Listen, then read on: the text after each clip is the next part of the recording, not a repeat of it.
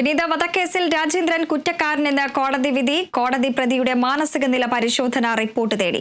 Thiruvananthapuram 7ാം additional sessions കോടതിയാണ് വിധി പ്രസ്താവിച്ചത്. ഈ മാസം 21-ന് കേസ് വീണ്ടും പരിഗണിക്കും. 2022 ഫെബ്രുവരി 6-നാണ് പ്രതി അമ്പലമുക്കിലെ അലങ്കാരച്ചെടി വിൽക്കുന്ന സ്ഥാപനത്തിലെ ജീവനക്കാരിയായി വിനീതയെ കൊലപ്പെടുത്തുന്നത്.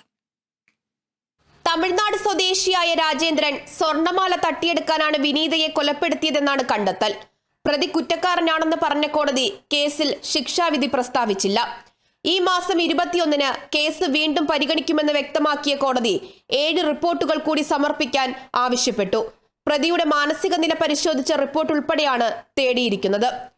2022 ഫെബ്രുവരി 6-നാണ് അമ്പലമുക്ക് കുറവൻകോണം റോഡിലെ അലങ്കാരച്ചെടി സ്ഥാപനത്തിൽ ജോലി ചെയ്യുകയായിരുന്ന വിനീതയെ രാജേന്ദ്രൻ ചെടി വാങ്ങാനെന്ന വ്യാജേന എത്തി കഴുത്തറുത്ത് കൊലപ്പെടുത്തിയത്. കൊലപാതകത്തിൽ ദൃക്സാക്ഷികൾ ഉണ്ടായിരുന്നില്ല. കൊലപാതകത്തിന് ശേഷം വിനീതയുടെ കഴുത്തിൽ കിടന്ന 4.5 പവൻ സ്വർണമാലയുമായി പ്രതി രക്ഷപ്പെട്ടു. തുടർന്ന് 2022 ഫെബ്രുവരി 11-ന് തിരുനെൽവേലിക്ക് സമീപമുള്ള കാവൽ കിണറിൽ നിന്നുമാണ് പ്രതിയെ പോലീസ് കസ്റ്റഡിയിലെടുത്തത്. ദൃക്സാക്ഷികൾ ഇല്ലാതിരുന്ന കേസിൽ സൈബർ ഫോറൻസിക് തെളിവുകളും സാഹചര്യ തെളിവുകളുമായിരുന്നു പോലീസിനെ പ്രതിയിലേക്ക് എത്തിച്ചത്.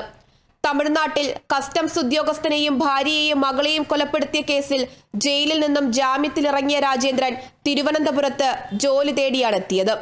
പേരൂർക്കടയിലെ ചായക്കടയിൽ ജോലി ചെയ്യുമ്പോഴായിരുന്നു വിനീതയെ കൊലപ്പെടുത്തിയത്. കേസിൽ 96 പേരെയാണ് പ്രോസിക്യൂഷൻ സാക്ഷികളായി വിസ്തരിച്ചത്.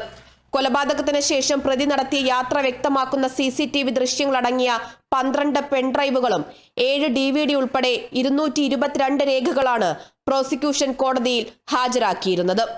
Kerala vision news, Thiruvananthapuram.